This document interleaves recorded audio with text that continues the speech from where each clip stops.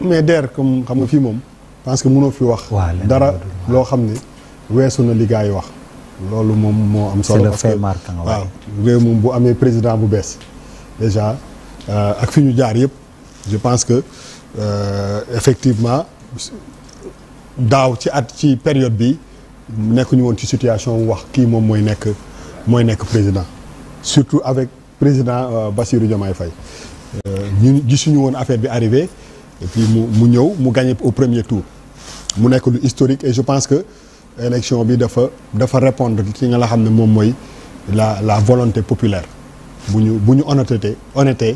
ñu xam que ni loolu la nit ñi bëggoon nit ñi aspiré woon nañu ci benn changement pour egg foofu je pense que su fekkul woon population bi aspirer vraiment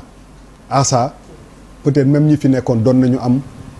moyen wu def ay manœuvres sax pour que loolu bañ a nekk mais je pense que la volonté populaire dafa bëri woon doole ba nga xam ne kenn mënul woon taxaw ci kanamam donc je pense que finalement ñu cédé def li ñoo xam ne je pense que loolu moom mooy yoon bu ñu dindee lépp li nga xam ne peut-être que benn côté mën na ko reprocher keneen li am solo bu am solo mooy nga fal président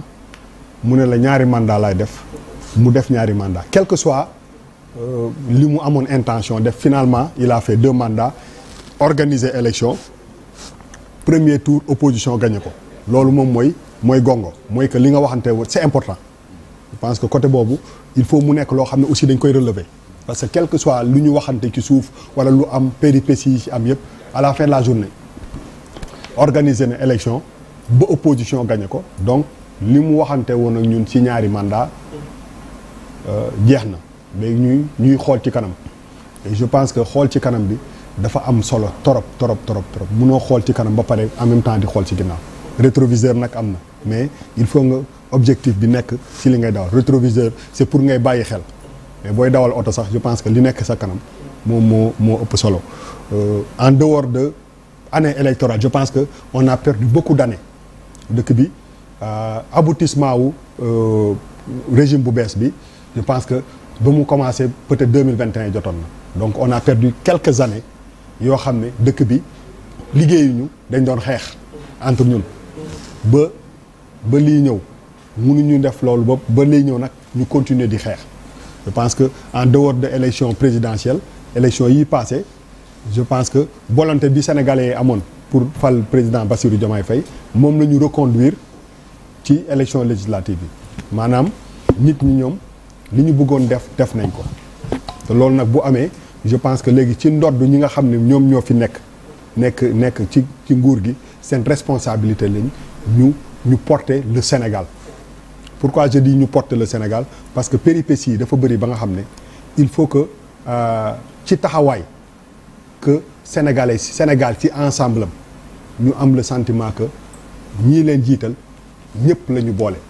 on a eu quand même ay années yu difficiles yoo xam ne cassure dafa am ci dëkk bi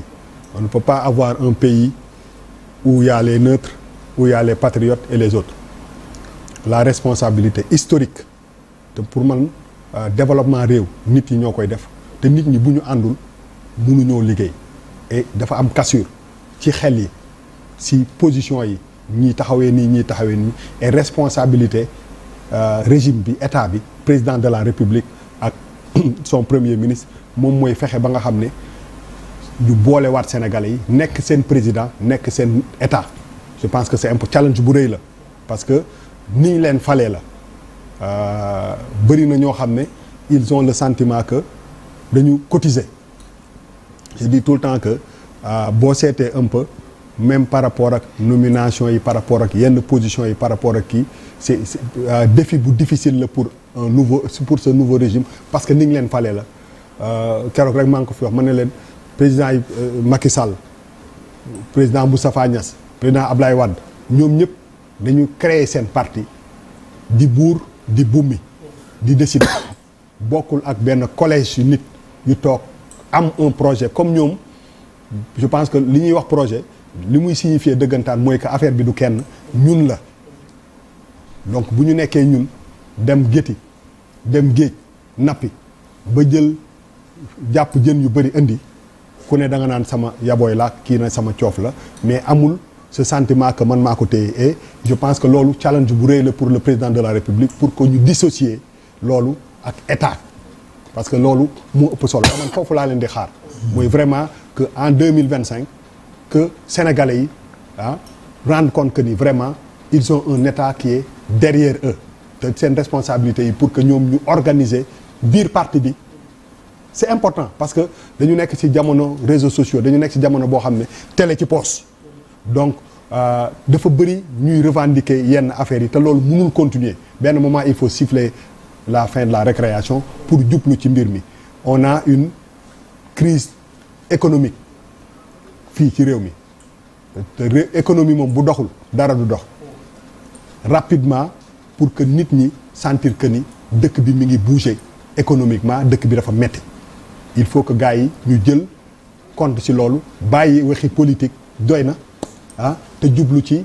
aalikala gi parce que loolu moo tax ñu fal la te man contrairement à ce que beaucoup de gens pensent man nee naa leen boo ma nee da may fal pour juróomi at pour ma changer ci juróomi at yi laa lay juger du ma convoqué ay wéy un an bu njëkk bi da nga doon defaru beneen bi nga sangu bii nga toilettu man loolu engagé wu ma 5 ans laa la jox pour gis changement su ma la joxee 5 ans prétexte da nga doon préparé wu bi may fal waxoo ma damay préparé wu da nga ma ne damay vite fait te ñoom sax dañu ne vite fait bien fait rapidement tic tac réew mi avancé bu ñu demee ba 2 ans 3 ans ñun dañu bëgg réew mu avancé après ñu xool évaluer ndax liñ fi def jar na ñu joxaat la bu ñu doyul ñu wut keneen jox ko loolu la ñun ñoo moom suñu réew donc je pense que côté boobu c'est important mais li gën a am solo mooy que ce pays là il faut que mu nekk benn say boobu bu ko nekkee ba ñi nga xam ni yor nañu koom-koom